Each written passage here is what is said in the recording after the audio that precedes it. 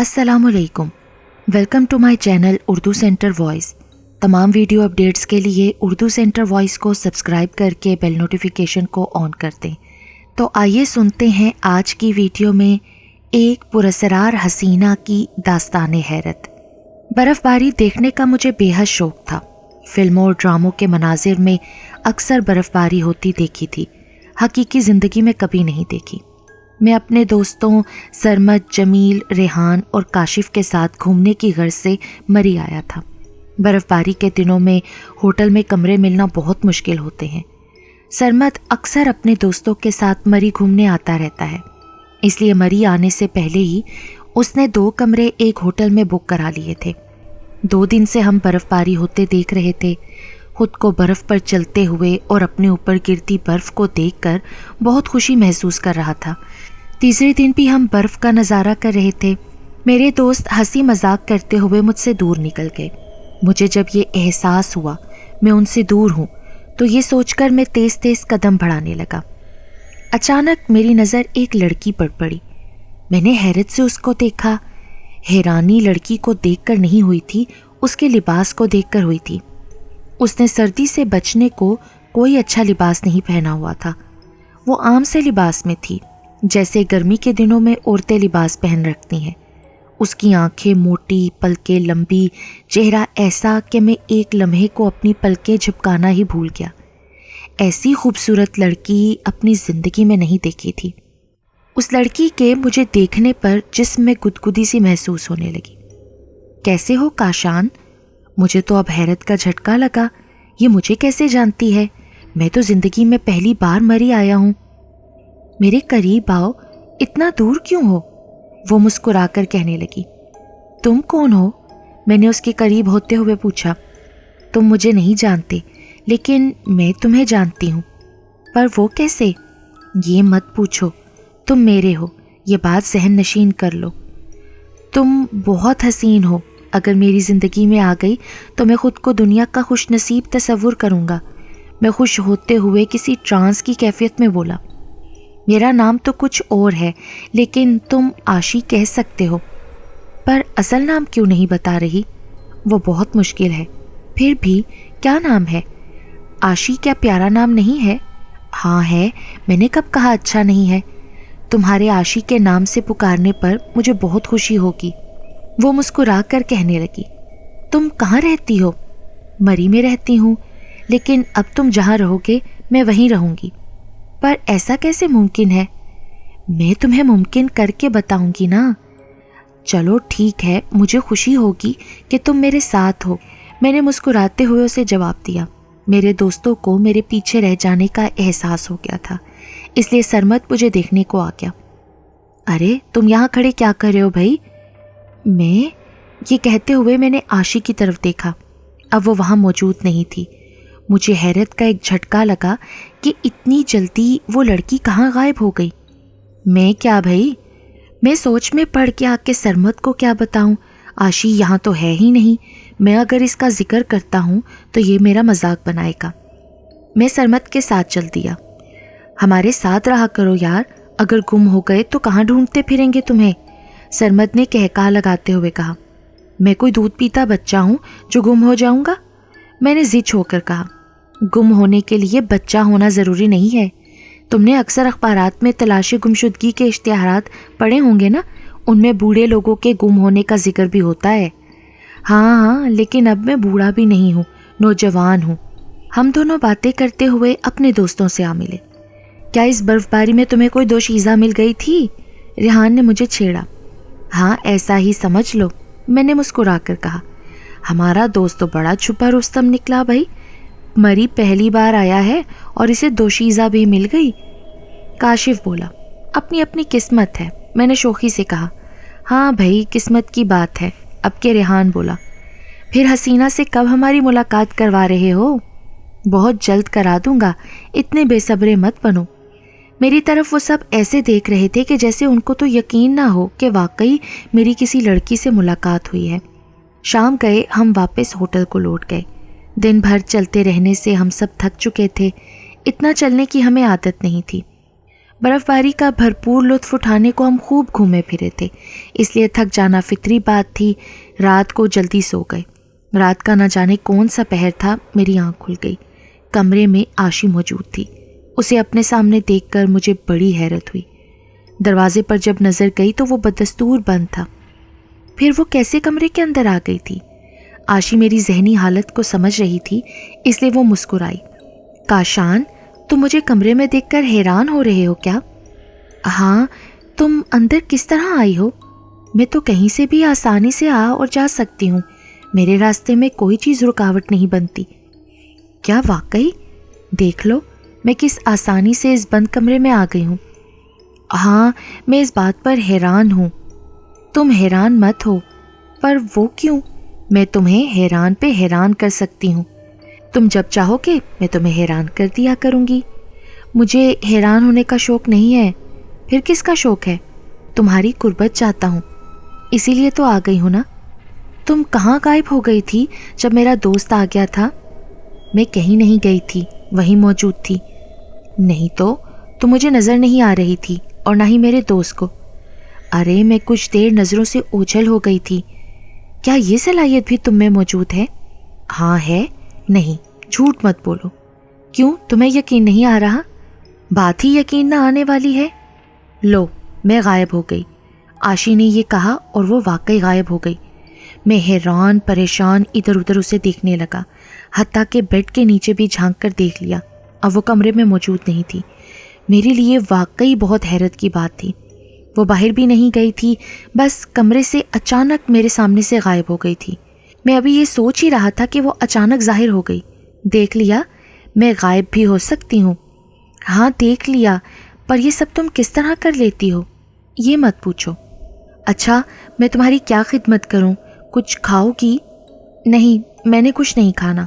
पर वो क्यों? क्योंकि मैं खाए पिए बगैर रह सकती हूँ। पर यह कैसे मुमकिन है कोई खाए पिए बगैर जिंदा रह सके? मिसाल तुम्हारे सामने मौजूद है। तुम क्या चीज़ हो आशी? मैं इंसानों में से नहीं हूँ, मैं जिन्नात में से हूँ। जिन्नात? एक लम्हे को तो मुझे कपकपी सी चढ़ गई। घबराओ नहीं, मैं तुम्हें कुछ नहीं कहूँगी। मैं तुमसे मोहब्बत करती हूँ, सच्ची मोहब्बत। पर जिन्नात तो इंसानों के दुश्मन होते हैं ना, इंसानों को नुकसान पहुँचाने की भरपूर कोशिश करते हैं। क्या इंसानों में ऐसे लोग नहीं होते जो इंसानों को नुकसान पहुँचाते हैं? हाँ, होते तो हैं। ऐसे ही सब जिन्नात एक जैसे नहीं होते। कोई अच्छा है, कोई बुरा, कोई इंसानों से मोहब्बत करता है, जैसा कि मैं तुमसे मोहब्बत कर बैठी हूँ। पर तुम्हें मुझसे अचानक से मोहब्बत कैसे हो गई? मैं ना तो तुम्हें जानता हूँ, ना मैंने इससे पहले तुम्हें देखा है। मैंने भी तुम्हें पहली बार मरी में ही देखा है, और देखते ही तुम पर आशिक हो गई हूँ। तुम्हें भी तो मुझसे मोहब्बत है ना?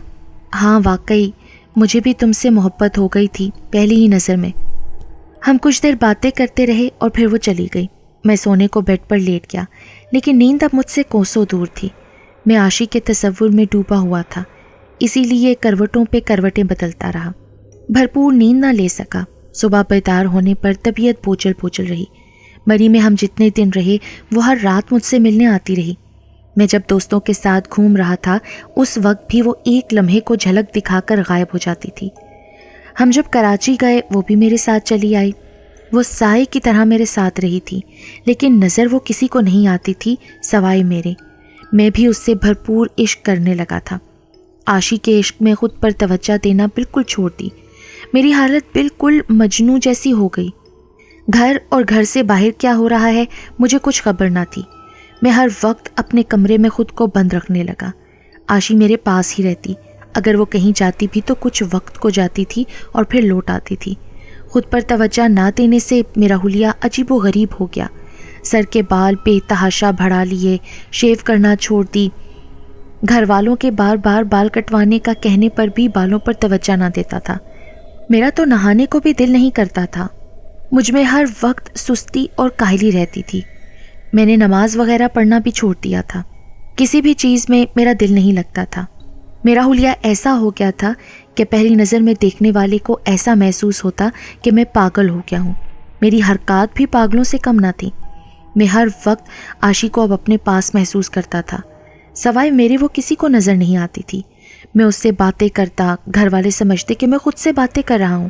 سارا دن کمرے میں رہتا اور باہر نہ آتا۔ دن میں کئی بار کمرے میں مجھے دیکھنے کو میری والدہ آنے لگیں۔ والد اور بہن بھائی بھی میرے بارے میں فکر مند ہو گئے۔ ابو دفتر جاتے ہوئے مجھ پر ایک نظر ڈالتے، پھر والدہ سے کہتے، میں دفتر جا رہا ہوں، کاشان بیٹے کا خیال رکھنا، اسے کہو کہ اٹھ کر نہائے دھوئے اپنا حلیہ درست کرے، نماز وغیرہ پڑھے۔ میرے والد صاحب نے اپنے ایک دوست جو کہ ڈاکٹر تھے ان سے بھی میرے بارے میں بیان کیا۔ انہوں نے کہا کہ آپ کی باتوں سے لگتا ہے کہ شاید آپ کے بیٹے کا ذہنی توازن خراب ہو گیا ہے، اس کا خیال رکھنا بہت ضروری ہے، ایسا نہ ہو کہ اسے دورے پڑنے لگیں اور پھر یہ خود کو نقصان پہنچائے۔ ابو نے اس بات کا ذکر امی سے کیا، میں نے سن لیا اور دل ہی دل میں مسکرایا۔ ان کو اتنی سی بات سمجھ میں نہیں آ رہی کہ میں تو کسی کے عشق میں مبتلا ہو چکا ہوں۔ میرے ابو نے ڈاکٹر سے میرا علاج شروع کروا دیا۔ ایک ماہ کے علاج سے کوئی فائدہ نہ ہونے پر پھر پیروں کو لایا جانے لگا۔ ان کو دیکھ کر عاشی نے مجھے بتایا کہ یہ سب جعلی پیر ہیں، ان کو کچھ پتہ نہیں ہے۔ پھر ایک دن والد صاحب کے ساتھ پیر فرحت بخاری آئے۔ ان کو دیکھ کر عاشی گھبرا گئی۔ کیا بات ہے، تم پریشان کیوں ہو گئی ہو؟ مجھے لگتا ہے کہ یہ شخص ہم دونوں کو جدا کر دے گا۔ میرے ہوتے ہوئے یہ کیسے جدا کر سکتا ہے تمہیں مجھ سے؟ میں نے اس سے کہا، تم ہی کچھ کر سکتے ہو کاشان، تم کچھ ایسا کرو کہ یہ دوبارہ اس گھر میں نہ آئے۔ ٹھیک ہے، میں نے اس سے کہا۔ پیر فرحت بخاری نے زیر لب کچھ پڑھا۔ ابھی وہ کچھ بولنے ہی والے تھے کہ میں نے اس پر حملہ کر دیا۔ میں اس کا گلا دبانے لگا۔ تھوڑی دیر اور میں اس کا گلا دباتا تو شاید اس کا کام تمام ہو جاتا، لیکن ان کی خوش نصیبی تھی کہ گھر والے وہاں موجود تھے۔ میرے والد اور میرے بھائی نے بڑی مشکل سے مجھے قابو کیا۔ خاصی دیر تک پیر فرحت کے حواس بحال نہ ہو سکے۔ حواس بحال ہونے پر وہ بولے، آپ کے بیٹے پر ایک خبیث آسیب کا سایہ ہے جو اس پر عاشق ہے، اسی کی وجہ سے یہ اپنے تمام دینی فرائض اور دیگر معاملات سے دور ہو کر گھر میں پڑا رہتا ہے، پر آپ فکر نہ کریں، میں اس خبیث جن ذاتی سے نمٹ لوں گا۔ پھر پیر صاحب کہنے لگے، کاشان کو آپ لوگوں کو رسیوں سے باندھ کر رکھنا ہوگا، ورنہ علاج سے باز رکھنے کو یہ آپ لوگوں پر حملہ کرنے سے باز نہیں آئے گا۔ مجھے ایک رسی لا کر دو۔ میرا بھائی رسی لے آیا۔ پیر صاحب نے رسی پر دم کیا اور ابا جان کو رسی دے دی۔ پیر فرحت کی ہدایت پر مجھے کرسی پر بٹھا کر اس رسی سے باندھ دیا گیا۔ اب میں اس پوزیشن میں نہیں تھا کہ کسی اور شخص پر حملہ کر سکوں۔ کئی ہفتے میرا علاج چلتا رہا۔ میں رسی میں بندھا ہونے کے سبب کچھ بھی کرنے کی پوزیشن میں نہیں تھا۔ اب عاشی بھی میرے پاس نہیں رہی تھی۔ وہ دن میں چند لمحوں کے لیے آتی اور چلی جاتی۔ وہ مجھ سے کہتی، کاشان کچھ کرو ورنہ میں ہمیشہ کے لیے تم سے دور چلی جاؤں گی۔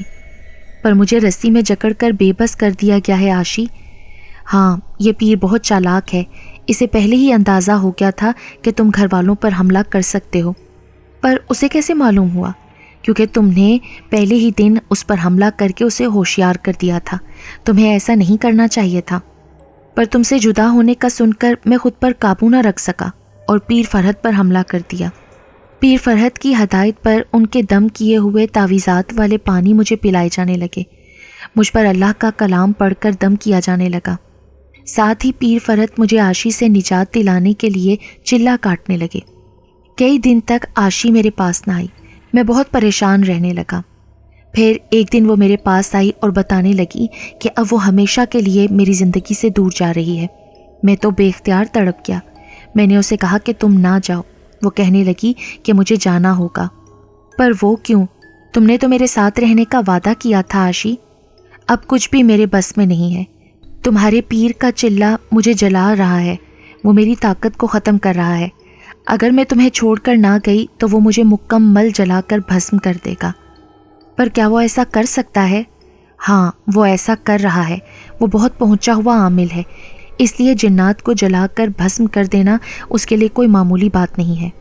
وہ مجھے بہت اذیت دے رہا ہے اور یہ تکلیف مجھ سے اب صحیح نہیں جا رہی۔